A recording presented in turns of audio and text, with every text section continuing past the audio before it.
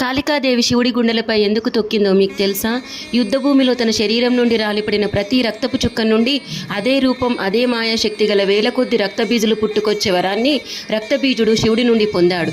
వరగర్వంతో రక్తబీజుడు ముల్లోకాలను ఆక్రమించి అందరినీ ముప్పు తిప్పలు పెట్టేవాడు.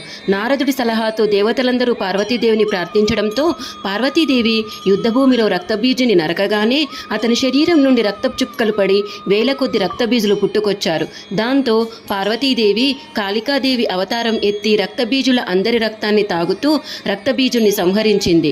రక్తబీజుని సంహరించిన తర్వాత దేవతలందరూ ఎంత ప్రార్థించినా కాళికాదేవి ఎంతకీ శాంతించకపోవడంతో శివుడు కాళికాదేవి నడిచే దారిలో అడ్డంగా పడుకున్నాడు.